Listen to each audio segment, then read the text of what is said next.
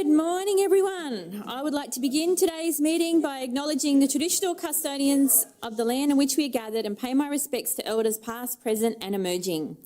Welcome to the City Planning, Economic Development and Environment Committee meeting of the 3rd of December 2025. I declare this meeting open at 9 o'clock. I'd like to advise attendees in the room this meeting is being webcast and audio recorded. Due to the number of leaves of absence today, only one councillor can leave the room at a time today, otherwise we won't have quorum. So I just wanted to mention that. If anyone needs to go to the bathroom, I thought I would just put that out there. Okay, so we have 5 leaves of absence today, and we'll be going through each one individually. We have a motion on the board for Councillor Bradley. Do I have a mover? Councillor Hall, second by Councillor Russell. All those in favour? That has been carried unanimously.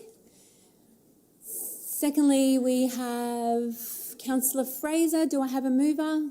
Councillor Jackson, second by Councillor Hall. All those in favour? Has been carried unanimously also.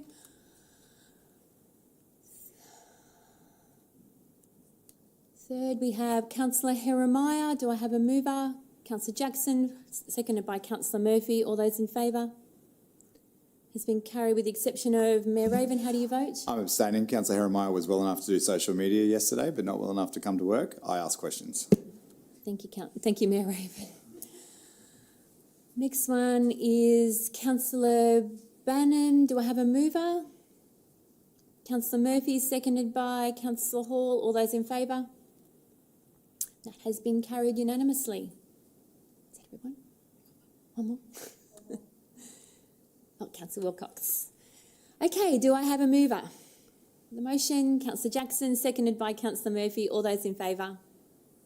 And that one has been carried unanimously also. Thank you, councillors. All right, confirmation of previous committee meeting minutes. There is a motion displayed on the board. Do I have a mover? Councillor St Ledger, seconded by Councillor Hall. All those in favour? That has been carried unanimously. Declarations of conflicts of interest. Do any councillors wish to declare a conflict of interest today? No. There being none, I will now move on to general business. Councillors, do you have any general business for the General Manager of Transform Logan and Advocacy, Miss Bridget Rogan? Is she in the room? Oh, yeah, she's there. Yeah. No, Bridget, do you have anything for us? No, wonderful. You enjoy the rest of your day. Councillors, do we have any general business for the General Manager of Development Assessment, Mr. Stephen Ball?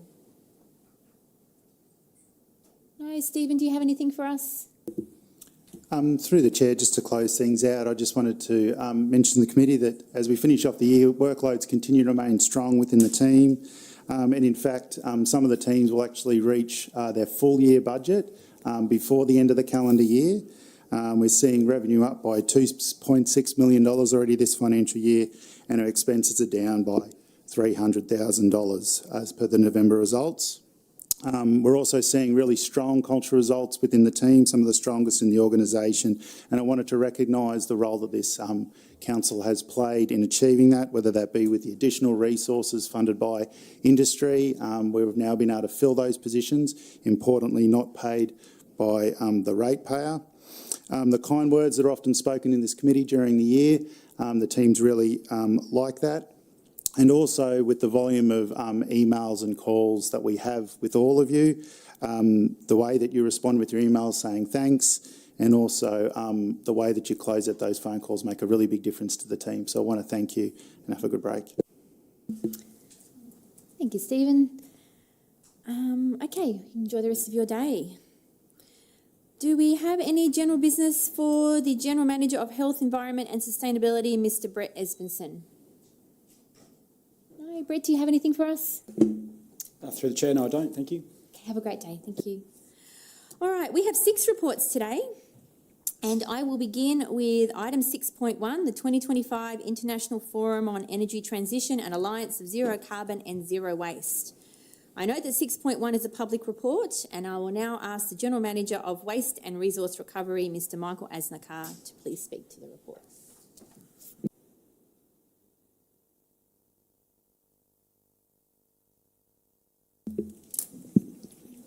Thanks, Chair. Morning, councillors. So this is a presentation overview of the 2025 International Forum on Energy Transition and Alliance of Zero Carbon and Zero Waste Cities. The Chair and I attended this event in October.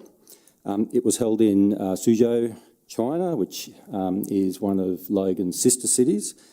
And we had the opportunity to visit a number of facilities during the event as well.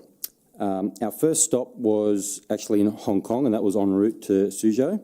And here we had the opportunity to visit the Hong Kong Tea Park Waste to Energy facility, which is that facility there. It's probably more specifically described as a biosolids to energy facility because it does actually process biosolids, not sort of typical household waste, but the technology it uses is the same as what a traditional energy from waste facility for municipal solid waste would use. This is on the western side of Hong Kong, and it processes about 500,000 tonnes per year of biosolids.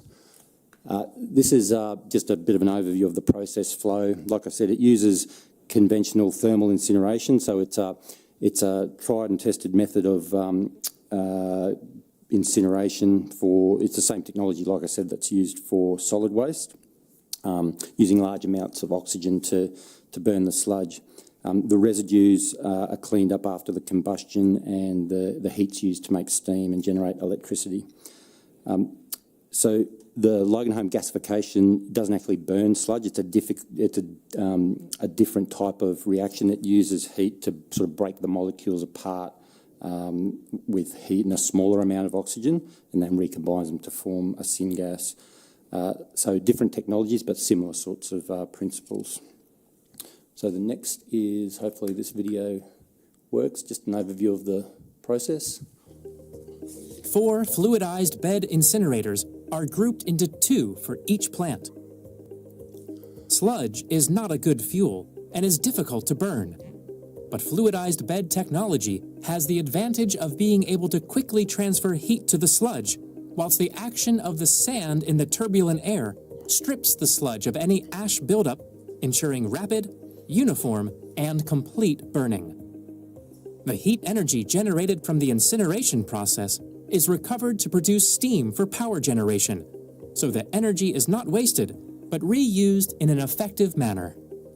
The combustion gases in the incinerator reach a temperature above 850 degrees Celsius for at least 2 seconds.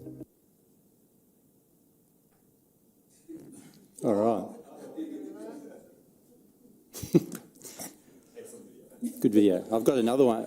I'm scared to show the next one. Okay.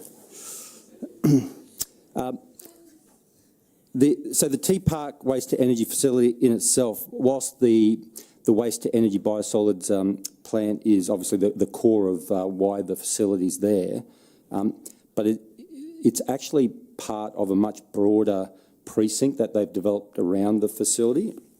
So it's been set up really as a community day trip destination.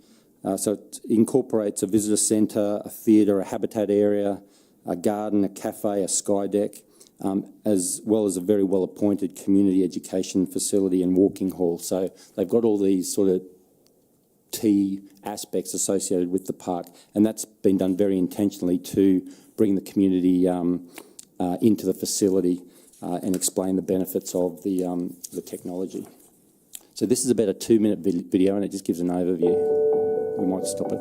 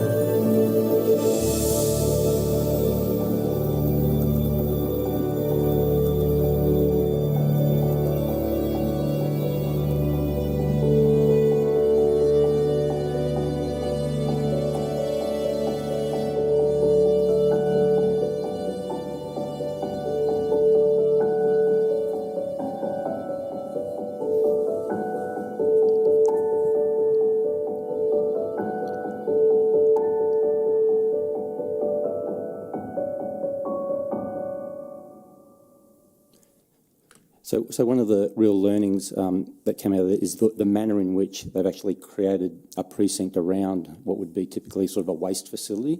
It's a really popular community destination. You know, the spa area is heated by the energy produced by the facility, so it's a real story around a precinct being created from, you know, waste management. Okay. Just a few other pictures. Like I said, a really expansive education and recycling sort of education centre. Reuse of tyres. Those chairs you see under that little table is made of old jeans. Actually had to put those tyre trolleys in the corner because, you know, kids were using them as bumper cars and hurting each other and bashing them. But it was, yeah, really, really interesting. And like I said, just a lot of investment in very large-scale, interactive community education and displays. All right, next door to the Tea Park, one of my favourites. So this is the West New Territories landfill. And the scale of this facility, it just needs to be seen to be believed. It's, you know, they're bigger than hills, what you see. They're almost mountains, what you see there. This facility takes 2.5 million tonnes of waste per year. And for benchmarking, Browns Plains landfill takes about 180,000 tonnes. So the scale of this is just enormous. Waste's primarily delivered by shipping container, as well as some in trucks, but a lot by shipping containers. They're actually running out of space here. And I'll show you, just keep in mind that that part of the hill on the right-hand side, on your right-hand side, so closest to the LCC logo. So they're expanding the facility into that mountain. So they're quarrying out that mountain to extend the life of the landfill. And again, I mean, it's hard to probably pick up in the slides, but some of the machinery down there probably gives you a sense of the scale of the void they're creating. A lot of that civil work you see there in the foreground, that's foundational work in readiness for expansion of the waste to energy in future for that type of treatment for solid waste. This is the tip face. Again, the movement of vehicles up there, if you sort of count from left to right, you know, there's 13 vehicles there operating on a tip face. So the same process as any landfill operation, really the same as what we use at Browns Plains. So fresh waste received, pushed, compacted, then covered. A few differences, of course, being that, you know, just across the water there is the city of Shenzhen, I think it is. So there's probably 1 million people over there in terms of neighbours. And across that waterway, where you see that bit of land on the side there, there's a village that sits in there as well. So that's a small fishing community. So obviously community engagement in terms of their operations and how they're managing impacts is important. No ibis, that was the first thing I noticed. No ibis there, but what they do have, and you can't quite see it, but they have a problem with tipped dogs. So a lot of dogs getting around on the landfill. I know Councillor Stemp was worried that one sort of went behind a truck and might have got squashed, but the operator said, no, they're too smart for that. They know exactly how to manoeuvre around the tip face. But again, seeing something on that scale and just getting the learnings from the operators there in relation to how we're operating Browns Plains. So, you know, they've got certain issues, particularly in terms of leachate, odour management, so very similar issues, and it was really good to get their perspective on how they manage such a massive scale facility. Just something that took my eye was the safety messaging around sites. So they used some fairly sort of confronting comms for their team. So it was, I thought that was really interesting. The sorts of posters that really sort of catch the eye and make you think twice about safety. Okay, so now we've moved to Suzhou. So this was our first evening in Suzhou. And whilst the conference wasn't a sister city event as such, the Suzhou Vice Mayor did host a welcome meeting for all of its sister city representatives that were in attendance, which included Logan, of course, Venice, Italy, Taupo, New Zealand, Shansei, Peru, and Portland, Oregon. And a bit off topic, that man that's sitting in the chair there, he's actually the Deputy Mayor of Venice. He was there with his Chief of Staff and his Chief Financial Officer. And for those of you who don't know, my parents are Italian, so they were talking amongst themselves, and I kind of sidled up behind them. I said, "Eccolo qua la squadra di Venezia." Like, who's this guy? Anyway, so we bonded over that, and it turns out that his Chief of Staff was actually born near the same town as my father, so that was really cool. But anyway, the point of that story is that the deputy mayor of Venice, the deputy mayor of Venice now knows all about Logan City. So I thought any sort of promotion's good promotion. So a few facilities we visited. So GCL, it's a huge renewables company based in Suzhou. Again, the investment they put into the exhibition halls is really impressive. So this is just demonstrating all of their technology, these huge floor-to-ceiling screens that show in real time all of the renewable energy facilities that they operate around the world and the outputs from those. They run a whole range of different facilities, including waste to energy. So looking at the way in which they're set out and operated was of interest to me. And at the same time, in Suzhou, there was an International New Energy Expo that was being run as well. So we had the opportunity to visit that. That expo focused on the new energy sector, and it covered things like battery technology, solar panel advancements, energy storage, electric vehicles, all sorts of renewable energy solutions. So dozens and dozens of manufacturers showing their wares. And again, I think just seeing the advancement in technology, prime example is that, a solar panel that was, as big as the table, you can get the same output now for something a lot smaller. So you're just seeing these advancements moving so rapidly. This was the Urban Energy Transition Sub-Forum. So Councillor Stemp had the opportunity to address an audience there. There was probably about 300 in attendance. The presentation topics from all the presenters included things like policy, innovation, technology, synergy, energy, resource integration for low carbon futures and contribution to global climate governance targets. And this roundtable here, panel session, is where the reps provided an overview of their city's energy, carbon and waste reduction initiatives. So again, that was an opportunity to showcase Logan's initiatives to a large audience.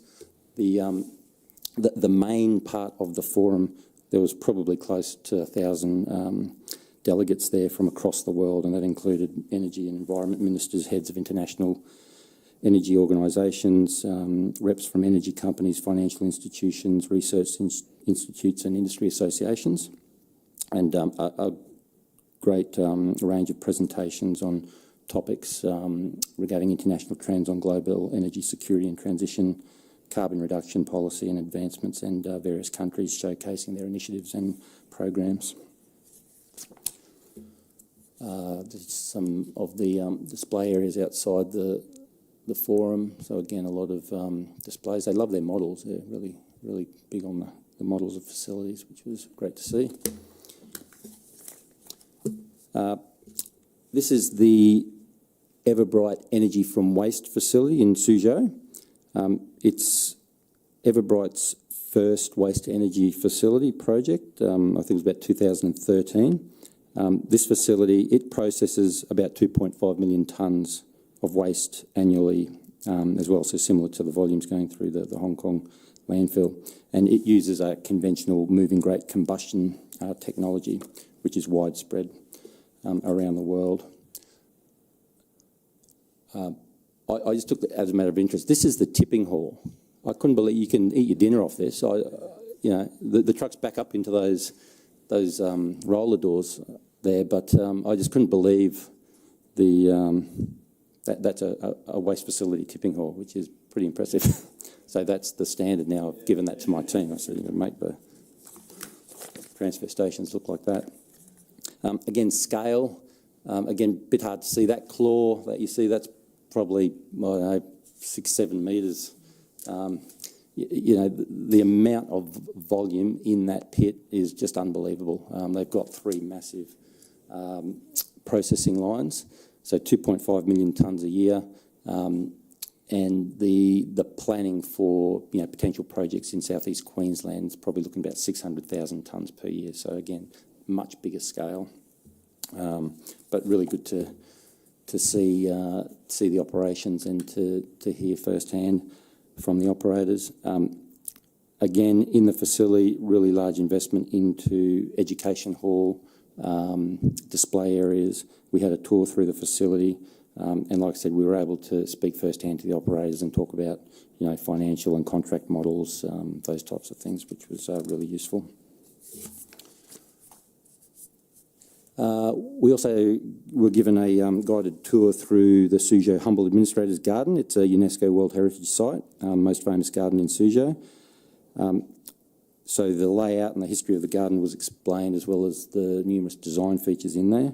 Other Suzhou sister city delegates who accompanied us on the tour, they explained how their cities had established similar, well not similar, but gardens to recognise the sister city relationships. And so some of the design features there I think were really useful in terms of our potential parks planning here in Logan. Yes, I'm the weird guy who takes photos of public place bins. So I just got a sense of how they manage some of their public place facilities over there. So overall, the forum and facility tours, they were really useful. They're particularly relevant given that planning for waste to energy facilities is underway, looking at potential options for those in southeast Queensland. In the coming weeks, months, years, council will be presented with information on what those future options may look like, and it's through information gathered at facilities firsthand like this that we get the information to enable us to participate in those discussions with a good understanding of the technologies, the advantages and disadvantages of different technologies, the financial and contractual arrangements, and how the facilities link in with energy production, including batteries, solar systems, etc. So a really worthwhile trip, and certainly appreciated the opportunity to attend. Thank you, Michael. And I just want to mention, look, it really was a valuable trip. We learnt so much. It was a really good opportunity to develop our relationship, our sister city relationship with Suzhou, and basically put Logan on the map. When I was on that panel, it was just, Logan's quite small compared to those other places, but it really put Logan on the map, and I had a lot of people come up to me afterwards, and I invited everyone to Logan, so it was a really good opportunity to showcase us, so thank you. All right, do we have any questions? No? Okay, so we have a motion, sorry. Yeah. Thanks very much. Michael, did you get any sense of what the waste charges were in those cities, that big mega waste facility? How do they pay for it? How is it the national government that's coming in with funding, or is it literally homeowners or unit owners that are paying? So what I got the impression they don't have like a waste utility charge. It is paid for by either the state or Hong Kong government, but obviously they get their revenue to pay for that through the land taxes. So similar arrangement, and that's basically because I was trying to say, what's your waste utility charge, and they said we don't have that, but it's paid for through the taxes. They get the revenue from tax, which then pays for the facilities. Yeah. Thank you, Councillor Lane. Okay, I have a motion on the board. Do I have a mover? Councillor Lane, seconded by Councillor Jackson. All those in favour? That has been carried unanimously. Thank you, Michael. Does anyone have any general business for Michael today? Michael, do you have anything for us? All right, enjoy the rest of your day. Thank you. All right, let's move on to item 6.2, draft Logan Plan flood update. I note that 6.2 is a public report, and I will now ask the Manager of City Planning, Christian Parks, to please speak to the report.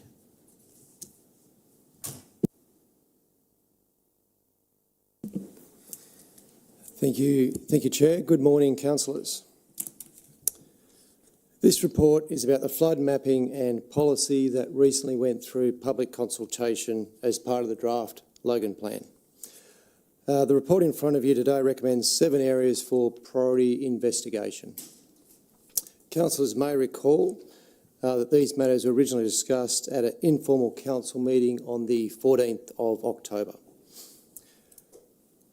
Purpose of the report is to formalise those discussions and to give certainty to those matters for early investigation.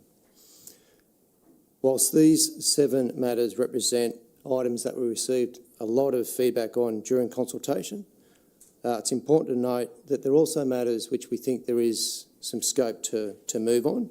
Hence, these are areas that we want to investigate as a priority.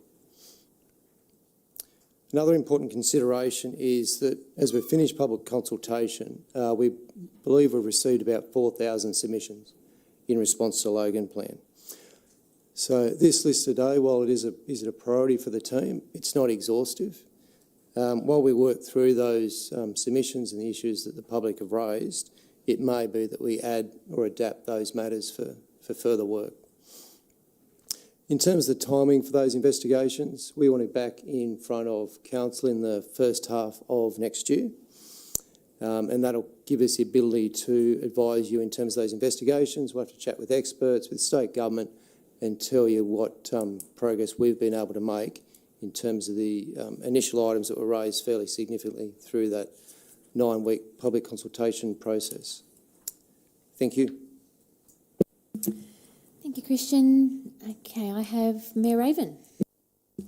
Thank you, Madam Chair. Through you, I'll start by saying that the Deputy Mayor desperately wants to be here today, and unfortunately, as does Councillor Wilcox, they both want to connect via Teams, but our meeting code prevents that from happening unless you have very explicit scenarios. So he is sitting at home watching right now, preparing for emergency surgery, so unable to be here and thrashing in his fury. He did say he would like a Chief of Staff, though, after Michael's presentation. So start working on that one, please, Dave. That'd be fantastic. Thank you very much, Christian, for bringing this up. And I know that for members of the community who are watching now and may watch this later, all councillors in this room today are focused on making sure that what we do with the flood mapping and the planning scheme is done in lockstep with what the community expects, and that we want to make sure that we start working on solutions as soon as possible. In particular, the Deputy Mayor wanted me to emphasise that the issue around the creeks is massive in his electorate. Pieces of land that are literally on the side of a mountain, and the only flooding they have is what he would call an open drain that runs through the back of their property. And he doesn't understand, if it's already mapped as a waterway, why it needs to be mapped as flood as well, when all it does is provide conveyance of water during storms. It comes up, it comes down, and 99.9% of the time it's dry. He said after the recent heavy rain that we've had, he's been inundated, pun intended, with photos of these creeks that are dry within 5 minutes of 300 mil of rain falling over 2 days. So he said it's just ridiculous, and people are very frustrated about it in his electorate, and I've heard those comments as well. A few things, I really appreciate that you bring this up, and that all we're really doing is kicking off an investigation, because it's probably going to take you 6 months to just look at and respond to all of the submissions, because the community responded so well to the planning scheme consultation. And so I'm grateful that you're beginning this work now instead of waiting until the end, because this sort of work will, I think, provide some initial relief for people, because a lot of the initial feedback that I heard was around, and I'm still hearing today from people who have been very constructive, saying, hey, your mapping looks really different to Ipswich, who have done the exact same process that we've done now. And one person suggested we should have the same risk categories as Ipswich, which is 12 categories of councillors are wandering. I don't know how having 12 categories helps because it still goes to the PMF. But the comparisons to Ipswich, to Moreton Bay, and to Brisbane and to Gold Coast are constant, and it's particularly around the flood portal, which isn't actually part of the planning scheme and isn't a requirement of the planning scheme. And the naming of the high flow area, I had some really positive feedback for people who are paying attention to what we vote on in this place, and they reached out to me immediately to say it's great that you're looking at the naming of the high flow area because it's very confusing when you're talking about high risk and high flow, and they often overlap. But they did also ask, and I think this is worth considering for your team, Christian, why are we just looking at the name of the high flow area? Why don't we look at the name of all of our categories? Is low risk really the best way to describe something that might only have a 1 in 50,000 chance of happening each given year? Is that the right word to describe it? Should we be saying extremely rare or unusual risk? Yeah, snowball's chance in hell risk. But because that's what the low flood risk area is. It's somewhere between a 1 in 2,000, 1 in 10, or potentially even 1 in 50,000 chance of happening each year. And in the Gold Coast flood mapping, they describe that quite differently. They make it clear that I think it's rare or extreme flooding or something to that effect. And it's really hard to find that flood map because they start with current climate risk and insurance risk, which only really goes out to the 1% and then stops from there.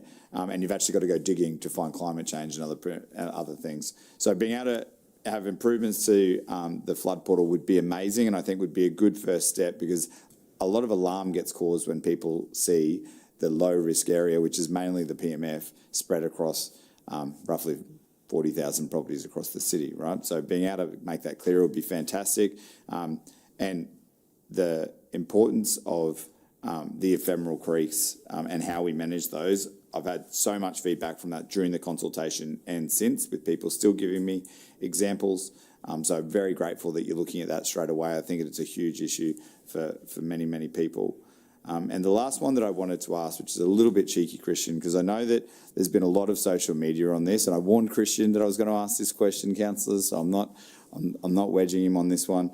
But a lot of councillors generally have just been doing their best to serve their community and been very constructive. Not all councillors have been doing that, but I know many councillors have been speaking to your team. I know the Deputy Mayor's probably been speaking to you a little bit too much. I apologise for that. And so have I. But there's one councillor in particular who's being heralded as a hero for his position on flood mapping. And I just wanted to confirm how much time he'd spent engaging with your team, either bringing community feedback or bringing questions even from community and getting answers so he could explain things to them. So could you please let me know how many times has Councillor Jeremiah approached your team with feedback from residents or questions on behalf of residents during this flood mapping consultation? So through the chair, I had a look at that this morning. I went through my records for the correspondence I received from Div 8 office, the office of the Division 8 councillor, and there were several inquiries relating to flooding, so I can certainly pass those along. That'd be great, because from what my understanding from the engagement that I've seen from residents is they expect that he's fighting the good fight in the trenches every day. And I know that the Deputy Mayor is the one who's been doing that, even more than me, I would say. And so is the Chair, with her area being as badly impacted by the flood maps, particularly around the creek mapping, as Division 9 has been. And I know that they've been in contact with you nearly constantly, to the point where it's because it's so a bigger issue for their area. But they haven't been doing a lot of social media on it because they've just been doing the good work that all the councillors in this room do every day by helping their residents without trying to make it a social media issue. It's obviously a very emotive and intense time for everybody. And I've stood in front of very angry rooms of residents who have every right to be frustrated with us and express their feedback really clearly.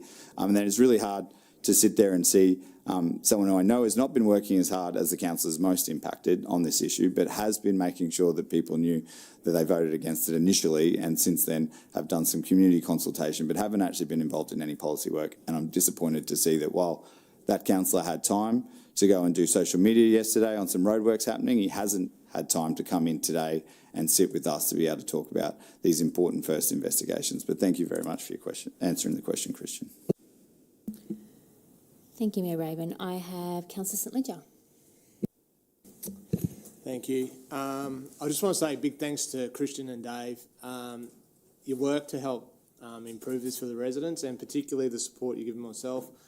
Dave and Christian have both been out to individual residents' consultations with me. Dave and I have been around to all the over 50s villages in the division and done those sorts of things to be able to answer questions, assist them with submissions and things. So thank you. You guys deserve a big rap in that.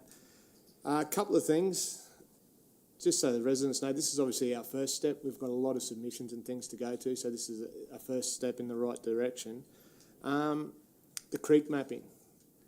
The Mayor mentioned in his speech when we had our special council meeting that for the Windaroo Creek to reach maximum PMF would be 540 mils of rain in 2 hours. The largest rainfall ever recorded in Queensland was 907 mils in 24-hour period. So that's 38 mil, give or take an hour. So that's a 694% increase that we're mapping to.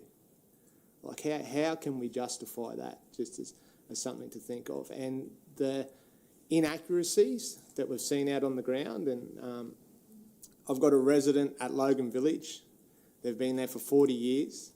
They had their own business, which has been a great blessing because they've kept manual ledgers of everything. In 1991, they had an overflow easement put down the side boundary of their property under Beaudesert Shire Council, and they received $2,500 to have that dug in. That's now mapped as a creek, as Quincy Creek. It is not Quincy Creek. It's not a creek. It's an overflow easement. At best, it's overland flow. Another residence, once again at Logan Village, Quincy Creek. Christian's aware of this one. We went to the people's property. Quincy Creek on the mapping flows through the front of the property. If you can find that creek out there when you drive up this lovely driveway, then I'll give you my house, which means I'll give you all my debt to go with it. On what the Mayor said, the Deputy Mayor's obviously bitterly disappointed he can't be here today. We've had endless conversations around this. On the creeks, he's got some residents in his division. There's a creek map that runs through 5 properties. That creek's not there. There's houses built there now. So the inaccuracies, I'd love to see that creek and dam mapping removed completely. It's too inaccurate, and there's too many, once you get out there and see it, it just doesn't exist. What else have we got? Are we going to do some work at start doing some investigation into mitigation? While mitigation doesn't stop flooding, it goes a long way to assisting with helping water to move, because obviously flooding happens when that water builds up. So I'd love to see something added in there to have some mitigation investigations done across the city. The isolation times, I know we got that increased in that second TPLI. In the area that I represent, it's quite systematic when those areas become isolated and islanded. I think we need to give our communities more credit in how resilient they are, and the fact that the communities understand that they may need to get some essentials and some water and different things like that. But to say that if you're isolated for that period that we're really going to lock that, I think it should be at a minimum of 72 hours. And then after that, a case-by-case assessment to see how they can go like that, because if you look at that at a larger scale, no matter what we ever do, there will be parts of the city that are islanded. So are we putting that around that whole predicament, or are we putting it around individual properties? So I think that's something we need to have a look at as well. I've got numerous of these examples of with the creek mapping and things. I'm happy to share those with you. Like I said when we caught up the other day, just to show you that. But if we can add that, I'd love to see that creek mapping removed. I don't believe that it at the moment is accurate enough to truly reflect what it does in the flood mapping. And these aren't inconsistencies I've found from sitting behind the computer. They're inconsistencies and in it that have been found out there on the ground. So, through the chair, so definitely hear the sentiment from the community coming through the councillors, and Christian and I have been in a number of community engagement events with yourself and other councillors, and we've heard some of those concerns. So that's why we're prioritising the review of the the flood policy associated with the planning scheme, the review of the portal.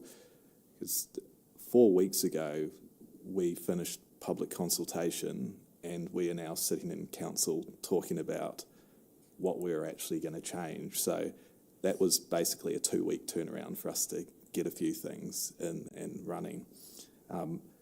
All of those things that you've spoken about are important to the community, and they have come through in the submissions, and we're doing our best to work through all of them. And we'll talk to council next year about how we can resolve these things quickly and efficiently. And like I said at the start, I do appreciate the fact that we're able to get a start on this. We've obviously got plenty of submissions and more information to go through, but starting a step in the right direction is the first case, so thanks for that. Thank you, Councillor St Leger. I have Councillor Lane. Thanks very much, Madam Chair, through you. Thanks very much for this report, Christian and Dave. It's appreciated. My concerns are around the shelter-in-place duration. I was concerned when they were first raised, but I figured that there was some substance around it. The national shelter-in-place is prepare enough food, water, fuel and medications for at least 7 days, and we've got it at 36 hours. So when you're reviewing that, I think looking at the national guidelines for and advice for shelter in place should play a big role in that. That's all I've got. Thank you, Councillor Lane. Do I have any other questions? Councillor Hall. Not a question. David and Christian, you've been working really hard on this. Any time that I went out to those consultations, you guys were there and you're on the ground, you're talking to people, you're addressing concerns, sitting down with them, working through their issues. So I think if anyone had a concern, it was a good time to actually go to those consultations if they were able to make it, because there's people there that were willing to talk exactly the way through it. The way I I do hear about how Ipswich is doing this, Gold Coast is doing this, and Brisbane is doing this, and I'm going to use this in a very, I'm a metaphor man, so I'm going to put this in a metaphor for you, okay? Just say you're working on a work site and the foreman comes up and he instructs 6 different people to build the same building. And then all of a sudden, after 20 days of work, one person's built a brick house, one person's built a wooden house, one person's built a hutch. Are you really going to blame all those staff, all those people that are working and built those, when the fact was they're really just guided by the instructions of the foreman? The fact is, all these different councils have received the same information, but they've all interpreted that information in different ways. And that's really not the fault of the people that were doing the work. That was the fault of the people that were providing the instructions of what you need to do.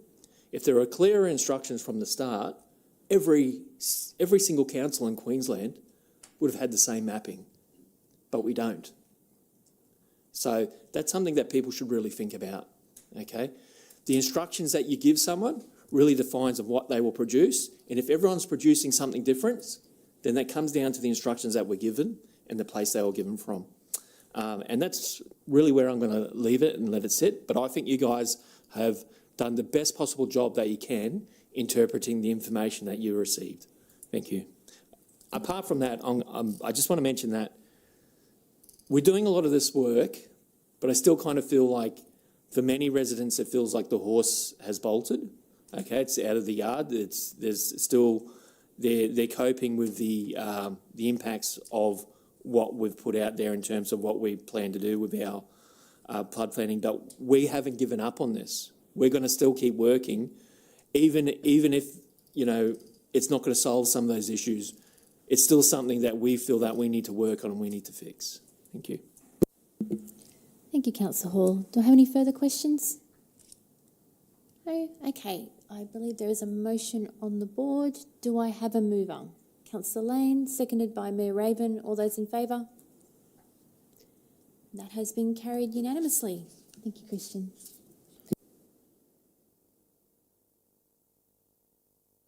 We now move on to item 6.3, 12-month review of extra payment conditions for development outside the priority infrastructure area. I note that 6.3 is a public report, and I will now ask the General Manager of City Planning, Economic and Community Development, Mr. Dave Radich, to please speak to the report.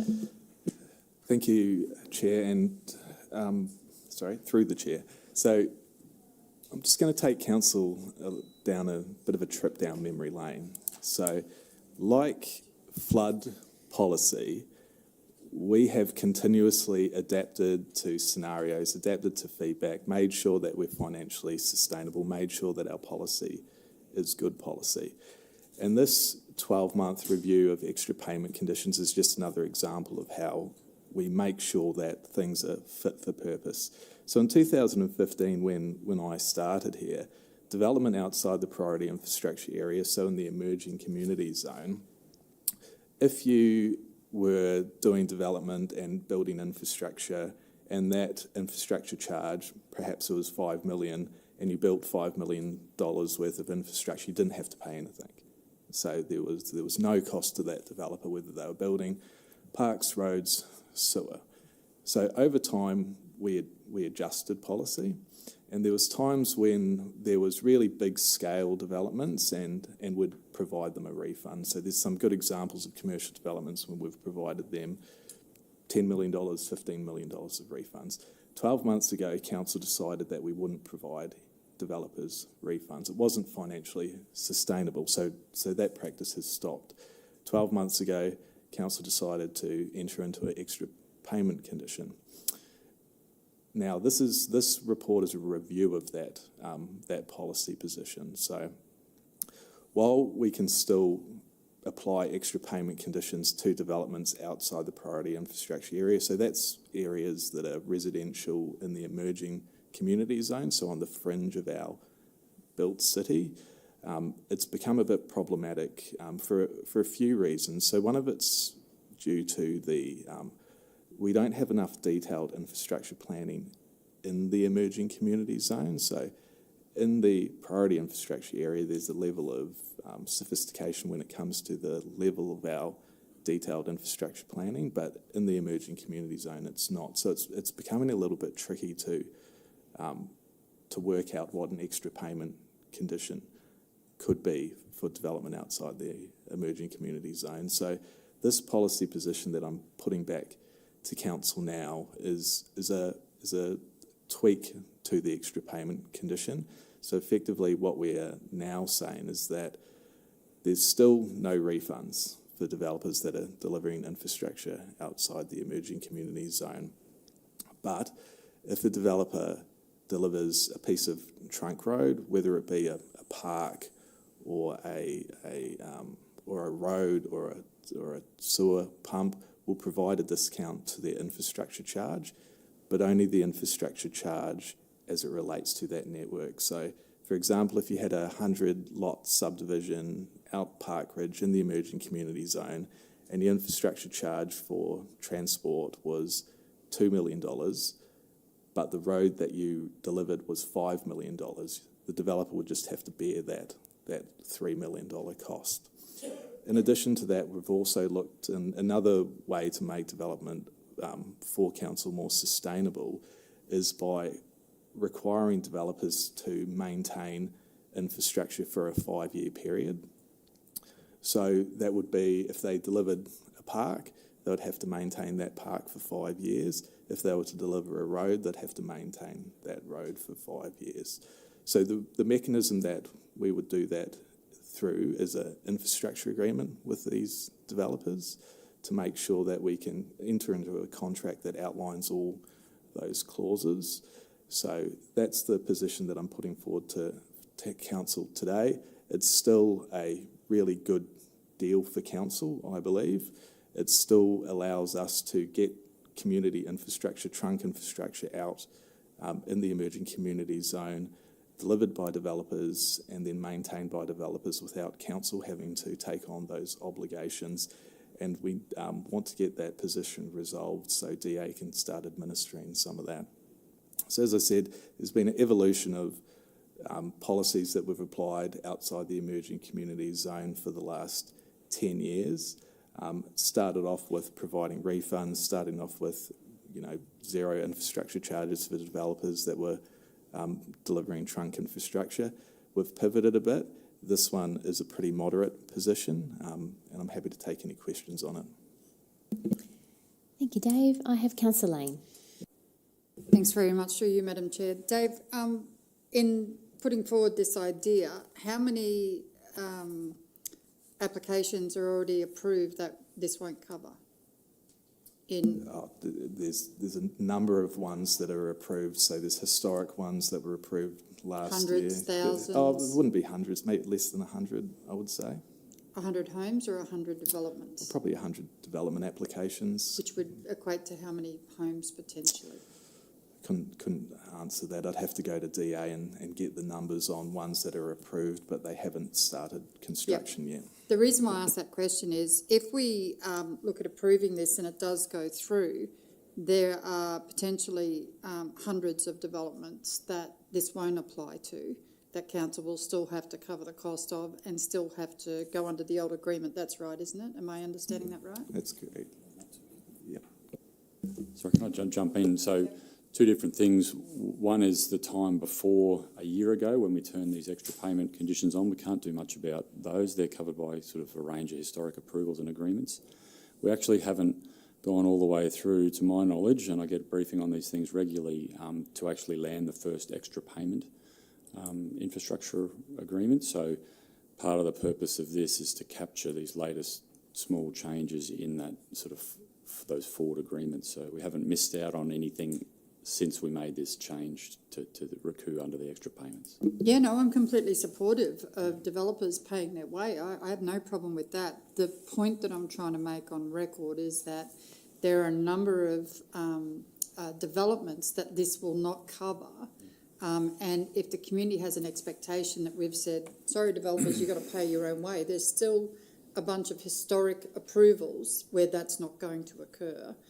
So in, the Park Ridge area, Chambers Flat, there are a number of developments that are already approved that this will not cover. So if they're looking towards their local councillor or the mayor or the council in general, they're not actually covered by these new opportunities. And I think that they're great changes. It's just I wanted to make sure that we had that on record, that there are a large number of developments that this will not cover. That's correct, Councillor Lane. So your interpretation of this is correct. There Thank are ones that are live that won't be covered by this policy. Yeah, and for commercial development, does that change how commercial development proceeds and the costs with that? Through the Chair, so this applies to commercial and residential development, so any development outside the priority infrastructure area. Thanks very much. Thank you, Councillor Lane. Any further questions? No? Okay, no, you're all right. Sorry, one last one. So just say Joe Blogg has a 1,500 square block in Kingston and he goes to develop that into a block of units.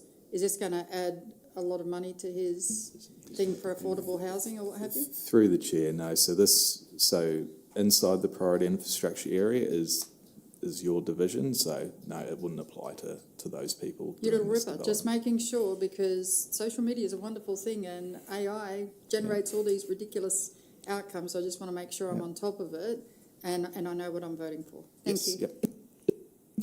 Thank you, Councillor Lane. Okay, there's nothing further. There's a motion on the board.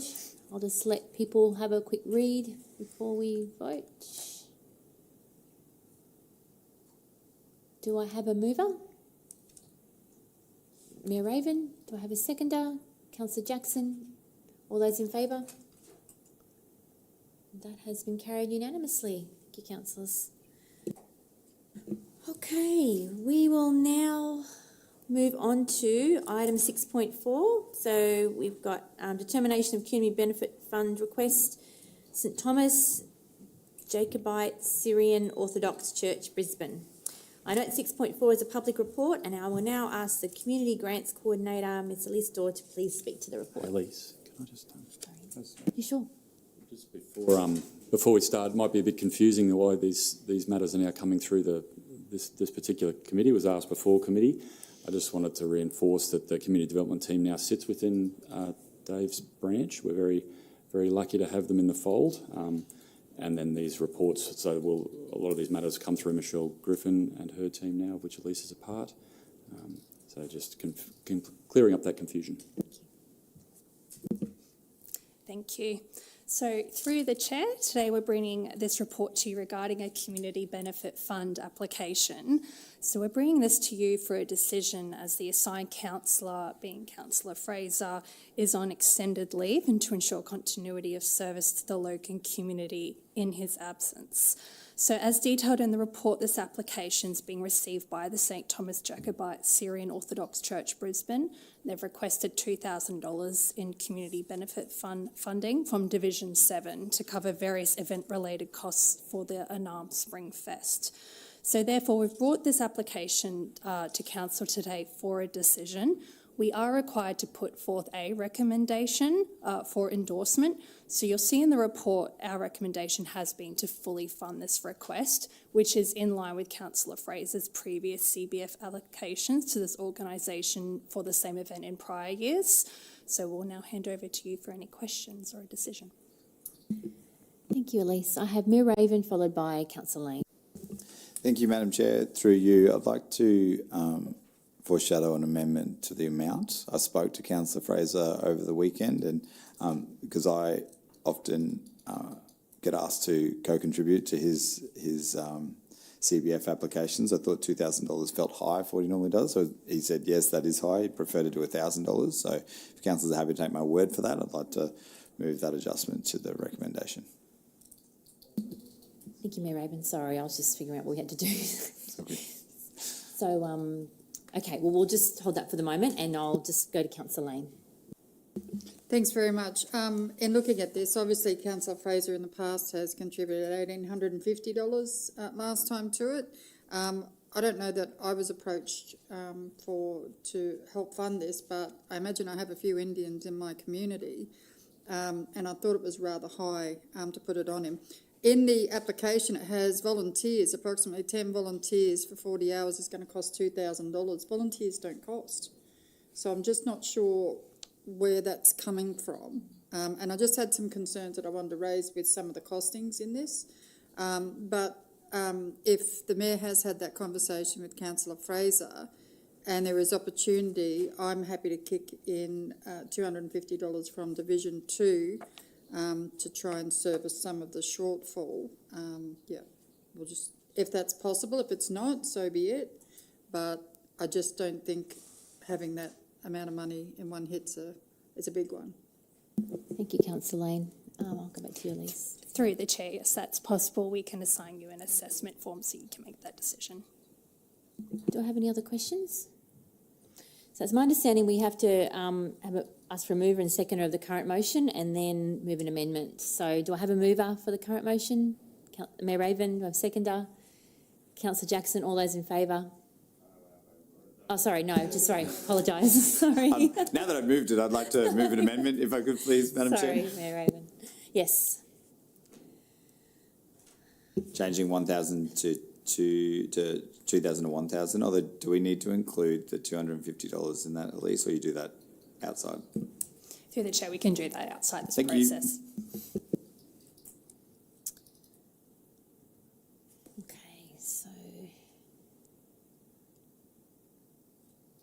All right, so we have that. Happy with that, Mayor Raven? Yes? Okay, so now can I have a mover for the motion? No? Okay, so a mover for... Yes. So I'm going to have a mover for this motion, please. Councillor Hall, seconded by Councillor St Ledger. All those in favour? Has been carried unanimously. That's all fine. Okay. All right, so now, wait a moment.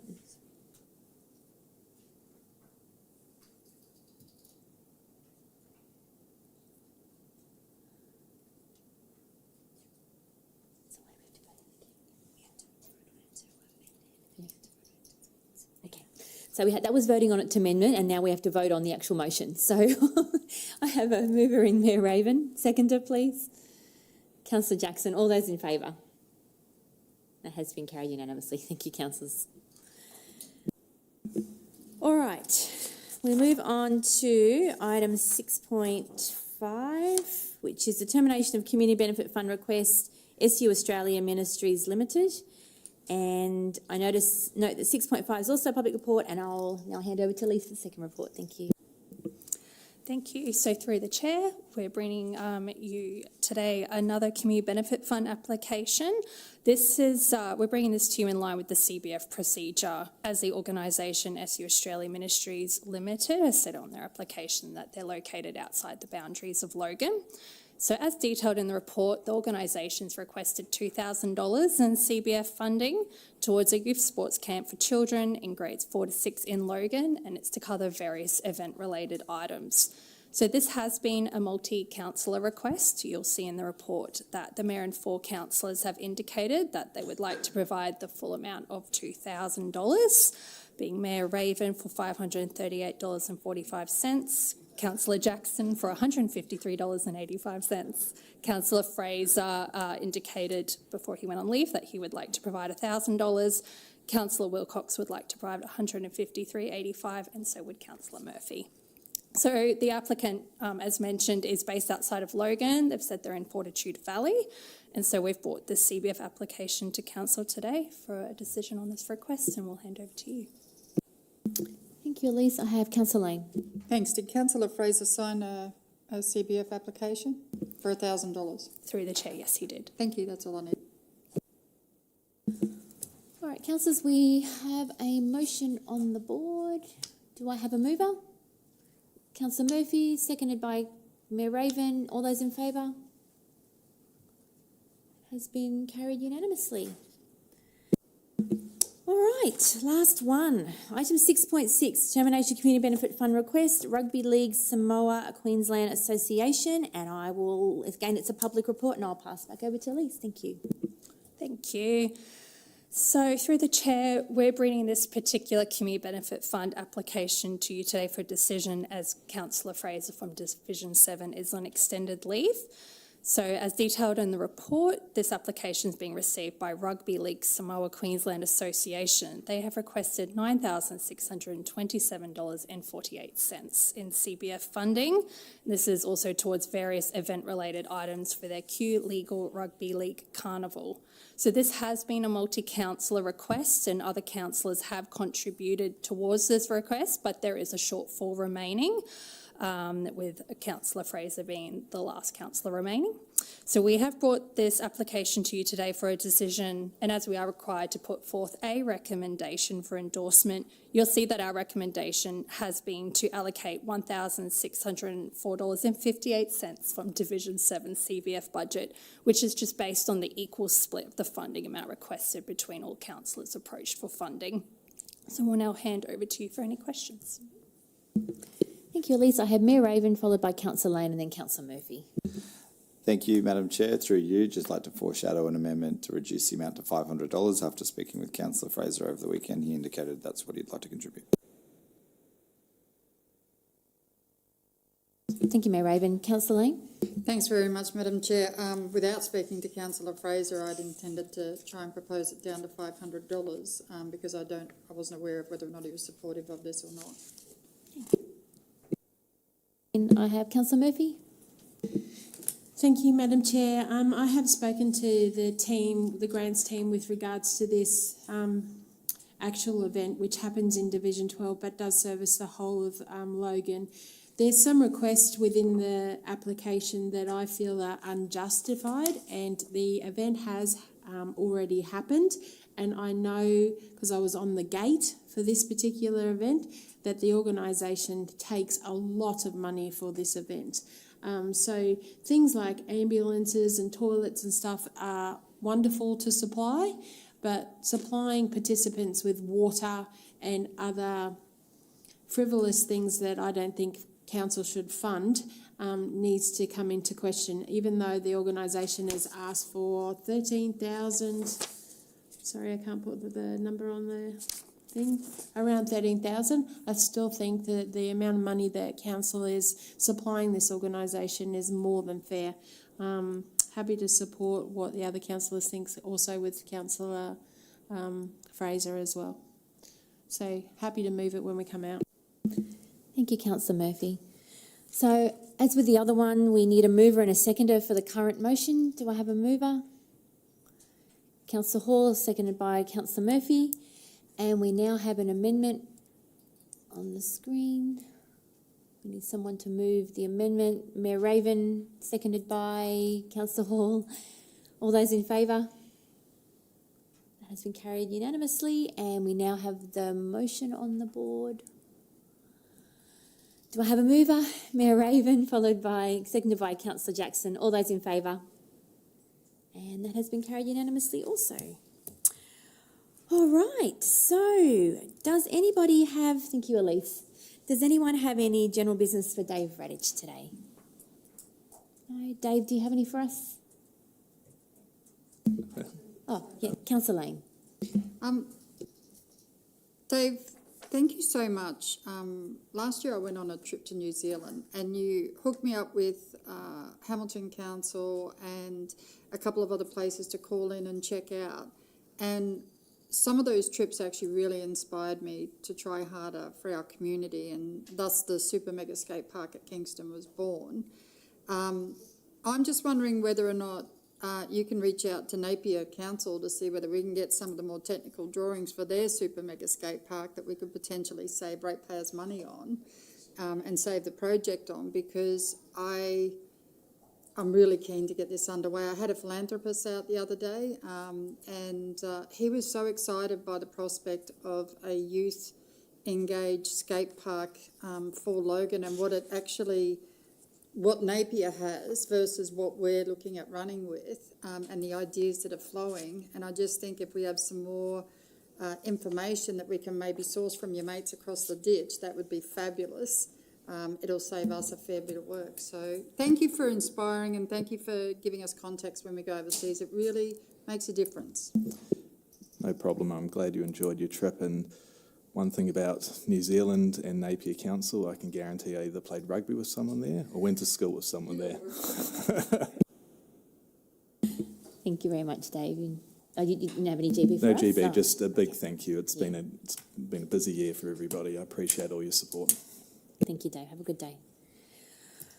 All right. Well, that concludes the agenda for today. Does anyone have any general business for the Executive General Manager of Growth, Economy and Sustainability, Mr. Dave Henson? No? Dave, do you have anything for us? No? Wonderful. Well, I just wanted to say a big thank you to the Directorate. It's been a massive year. Thank you to all your team. It's been a massive year, and I just want to say Merry Christmas to everybody and wish everyone a happy and prosperous 2026, and I look forward to coming back next year. I now declare the City Planning, Economic Development and Environment Committee meeting of the 3rd of December concluded at 10:09, and the City Lifestyle meeting will commence in 10 minutes at 10:19. Thank you.